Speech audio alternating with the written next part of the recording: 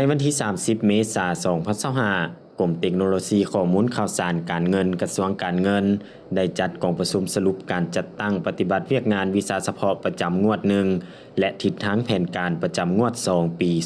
2025 โดยการเป็นประธานของท่านวิไลทองสุทธวิไลหัวหน้ากรมเทคโนโลยีข้อมูลข่าวสารการเงินมีรองหัวหน้ากรมพร้อมด้วยพนักงานราชการภายในกรมและต่างหน้าจากกรมกวดการรัฐกระทรวงการเงินเข้าร่วมในกองประชุมท่านนางอนุทิพย์วรรณบุภารองหัวหน้ากรมเทคโนโลยีข้อมูลข่าวสารการเงินได้ผ่านบทสรุปการจัดตั้งปฏิบัติเวียกงานวิชาเฉพาะประจำงวด1และทิศทางแผนการประจำงวด2ปี 2025 โดยเฉพาะสรุปตีราคาการจัดตั้งปฏิบัติเวียกงานหันเป็นทันสมัยซึ่งได้ปรับปรุงเวียกงานการจัดเก็บรายรับภาษี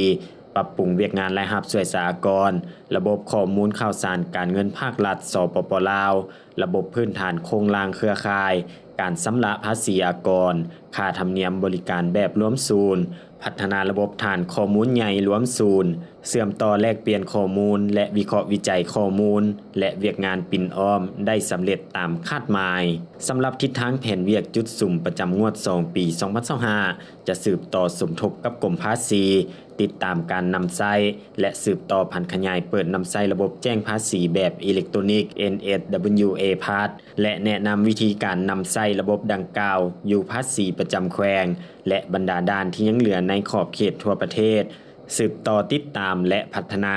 การนำใช้ลายเซ็นอิเล็กทรอนิกส์เข้าในระบบ NSWA Pass ของกรมภาษีและระบบแท็กลิสต์ของกรมช่วยสหกรณ์ฝึกอบรมการนำใช้ระบบข้อมูลข่าวสารการเงินภาครัฐสปป.ลาวให้บรรดาแผนกการเงินแขวงคลังเงินประจำแขวงงบประมาณแขวงคลังเงินแห่งชาติประจำเมืองห้องการงบประมาณเมืองและบรรดาแผนกการอ้อมข้างบรรดาแขวงในขอบเขตทั่วประเทศให้สำเร็จภายในเดือนมิถุนายน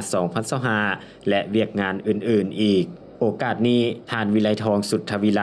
ได้แสดงความสมเสยต่อพนักงานราชการของกรมที่ได้เอาใจใส่จัดตั้งปฏิบัติเวียกงานวิชาเฉพาะก็คือแผนเวียกแผนงานของกรมได้ตามระดับคาดหมายพร้อมกันนั้นท่านหัวหน้ากรมยังได้เน้นให้สมาชิกภาคพนักงานจงสืบต่อสมทบกับกรมภาษีกรมช่วยสหกรณ์คลังเงินแห่งชาติและกรมงบประมาณแห่งรัฐเพื่อสุกยู่ติดตามและฝึกอบรมการนำใช้ระบบให้บรรดาแขนงการในขอบเขตทั่วประเทศ